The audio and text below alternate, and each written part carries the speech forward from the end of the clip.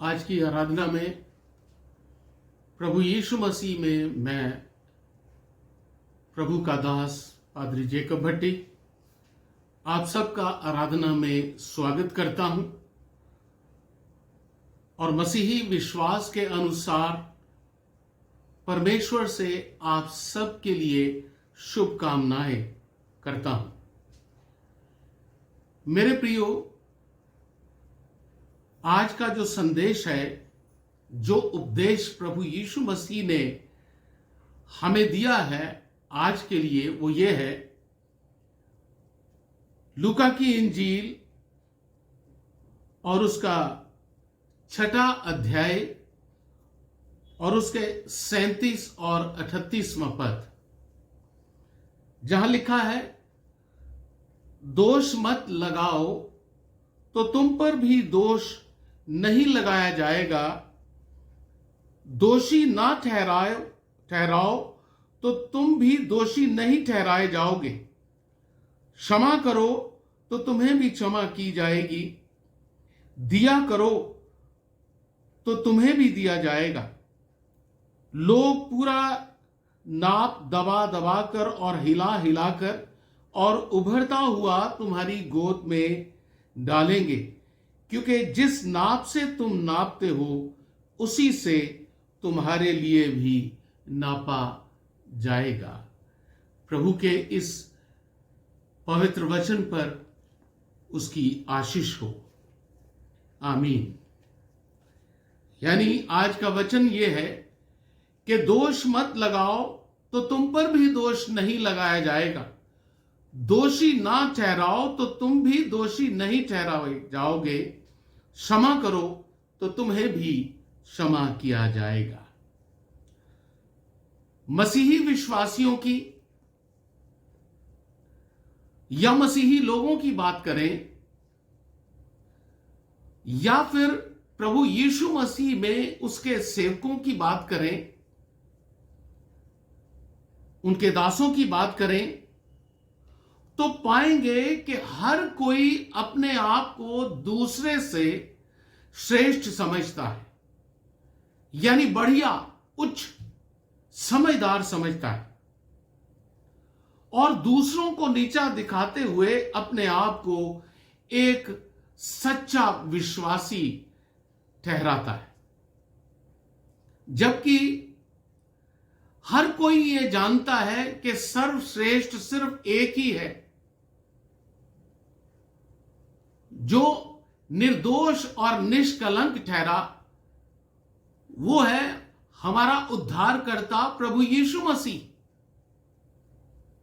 और हम वो हैं जो मसीह को अपना उद्धारकर्ता मानते हुए अपने आप को विश्वासी समझने का दम भरते हैं।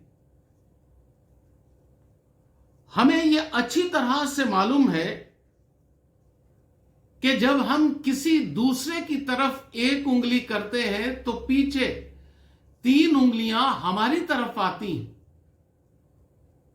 तो यीशु मसीह हमें कहते हैं कि दोष मत लगाओ तो तुम पर भी दोष नहीं लगाया जाएगा, दोषी ना ठहराओ तो तुम्हें भी दोषी नहीं ठहराया जाएगा, क्षमा करो तो तुम्हें भी क्षमा किया जाएगा, दिया करो तो तुम्हें भी दिया जाएगा।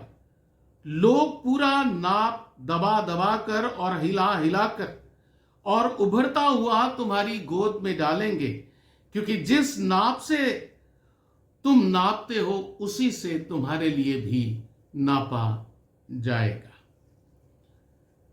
तो इस उपदेश में जो मैंने अभी आपके लिए पढ़ा है फिर से, उसमें प्रभु यीशु मसीह ने 2 सच्चाइयां बताई हैं।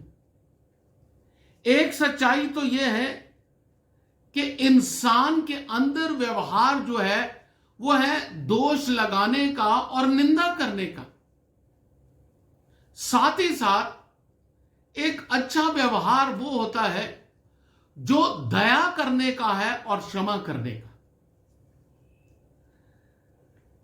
तो यदि मैं और आप मसीह में विश्वासी हैं तो हमें इन दोनों में से जिस व्यवहार का अपने जीवन में समावेश करना है, जिसमें हमें विश्वासी बनना है, वो है वो व्यवहार जो क्षमा करे और दूसरों पर दया करे। यानी दोष लगाने वाला ना हो, निंदा करने वाला व्यवहार किसी विश्वासी को परमेश्वर की दृष्टि में अच्छा नहीं माना जाता है। तो इसी संदर्भ में यीशु मसीह ने बताया कि हमारा परमेश्वर कैसा व्यवहार रखता है। लूका की इंजील उसके 6 अध्याय के 36वें पद में लिखा है कि जैसा तुम्हारा पिता दयावंत है वैसे ही तुम भी दयावंत बनो। परमेश्वर का व्यवहार है क्षमा करना, और उसने मानव जाति पर दया की है। इसीलिए उसने अपने पुत्र को इस संसार में भेजा कि उसके क्रूस पर चढ़ाए जाने से सबके गुनाहों की कुर्बानी हो जाए, बलिदान हो जाए और हमें माफी मिल जाए। हम कैसे व्यवहार के विश्वासी हैं? दोष लगाने वाले, निंदा करने वाले हैं, या फिर हमारा जो विश्वास है मसीह में और हम विश्वासी हैं, हम दया करने वाले, क्षमा करने वाले, देने वाले। वास्तव में जो दोष लगाने वाले लोग हैं वो कभी नहीं समझते कि वो दोष लगा रहे हैं, या वो ये नहीं अपने आप को समझते कि वो गलत दोष लगा रहे हैं। वो कहते हैं कि हम सच्चे हैं। वे केवल इतना जानते हैं कि दूसरे मूर्ख हैं और हम जो हैं वो समझदार, बुद्धिमान है, और दूसरा जो हमारे सामने है वो गलत है, उसका जीना ही अनुचित समझा जाता है। यहां तक कि प्रभु के लोगों को, उनकी सेवकाई को भी अनुचित समझा जाता है, अपने आप को बड़ा बनाने के लिए। क्या आप जानते हैं कि आप कैसे हैं? या आप जानते हैं कि आप कैसे विश्वासी हैं? यदि आप सच में अच्छे विश्वासी हैं तो याद कीजिए यीशु मसीह अपने मुक्तिदाता को और उसकी उस क्रूस को जिस पर उसने हमारे लिए बलिदान दिया, अपनी जान दी है, वहां उसने अपने सताने वालों के लिए क्षमा याचना की प्रार्थना की। कहा है कि हे पिता, इन्हें क्षमा कर क्योंकि ये जानते नहीं कि क्या करते हैं। यीशु ने अपने सताने वालों के लिए, अपनी निंदा करने वालों के लिए, क्रूस पर चढ़ाने वालों के लिए दोष बिल्कुल नहीं लगाया, पर उन पर दया की और क्षमा के लिए अपने परमेश्वर पिता से उनके लिए प्रार्थना करते हैं कि हे पिता, इन्हें क्षमा कर क्योंकि ये जानते नहीं कि क्या करते हैं। अब जब यीशु कहते हैं कि दोष मत लगाओ कि तुम पर भी दोष ना लगाया जाए, तो इसी के अंतर हम समझ सकते हैं कि क्या हम सच्चे विश्वासी हैं या नाम के विश्वासी हैं। निर्णय आपको करना है, फैसला आप पर छोड़ा जाता है कि क्या आप सच्चे विश्वासी हैं भी या नहीं। आप दया या क्षमा भरा जीवन जी रहे हैं, सच्चे यीशु के सच्चे अनुयायी हैं भी या नहीं। दयावंत परमेश्वर के पर भरोसा करने वाले दयालु व्यवहार के विश्वासी हैं या नहीं, या फिर दोष लगाने वाले हैं। याद रखें कि जिस नाप से हम नापते हैं उसी नाप से हमारे लिए भी नापा जाएगा। यीशु मसीह का यह वचन हमें कहता है कि हम पहले अपने अंदर झांकें कि हम में क्या कमियां हैं, हमारे अंदर कितने दोष हैं, क्या हम विश्वासी सच्चे हैं या नहीं। तो जब हम अपने आप को जांच लेंगे, फिर अपने पापों का पश्चाताप करेंगे, तो अपने आप को अच्छा बनाकर सुधार लेंगे मसीह में, और पवित्र आत्मा की सहायता में हम सच्चे मसीही बन जाएंगे। तो फिर हमारा जो व्यवहार है अपने आप बदल जाएगा। हम दोष लगाने वाले नहीं होंगे, बल्कि हम दूसरों के लिए प्रार्थना करेंगे।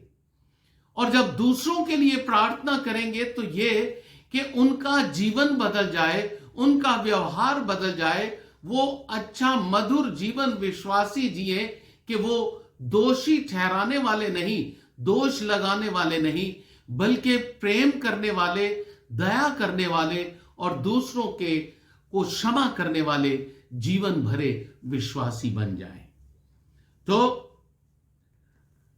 आज मैं आप सबके लिए यही प्रार्थना करता हूं, मेरे मुक्तिदाता प्रभु यीशु मसीह के पवित्र नाम में, कि आज के बाद बल्कि इसी समय से आप दोष किसी पर ना लगाएं, यानी दोष लगाने वाले ना रहें, बल्कि दया करने वाले, देने वाले, क्षमा करने वाले विश्वासी बन जाएं, कि आप इंसान की दृष्टि में नहीं बल्कि परमेश्वर की दृष्टि में एक भले, सच्चे, सुथरे, वास्तविक मसीही विश्वासी बन जाए। ऐसा करने में जानिए कि पवित्र आत्मा आपकी सहायता के लिए हर समय तैयार रहता है, आज भी तैयार है। तो आपको आज प्रभु आशीष ये दे कि आज के बाद आप प्रभु के वचन के अनुसार सच्चे विश्वासी मसीही बन जाएं, कि किसी पर दोष ना लगाएं, पश्चाताप करके दूसरों को प्रार्थना करते हुए एक अच्छा जीवन जीने की मदद कर सके। आइए प्रार्थना करें कि प्रभु आपकी, मेरी और दूसरों की सहायता करे कि हम सब एक अच्छा विश्वासी जीवन जिए। प्रार्थना करेंगे। हमारे करुणा निधान परमेश्वर, हमारे मुक्तिदाता प्रभु यीशु मसीह के पवित्र नाम में आज हम फिर प्रार्थना यही करते हैं प्रभु जी, कि हम सबका तेरी ओर से भला किया जाए। हर एक जन जो मसीह में विश्वास करता है वो सच्चा विश्वासी बने, वो दूसरों को दोष लगाने वाला नहीं बल्कि सहायता करने वाला, दया करने वाला, क्षमा करने वाला, अपने मुक्तिदाता प्रभु यीशु मसीह की स्वरूप जीवन जीने वाला बन जाए। तो पिताजी, हमारे पश्चाताप को स्वीकार करें। हम अपने पापों की क्षमा चाहते हैं और चाहते हैं कि हम मसीही वचन के अनुसार जिएं।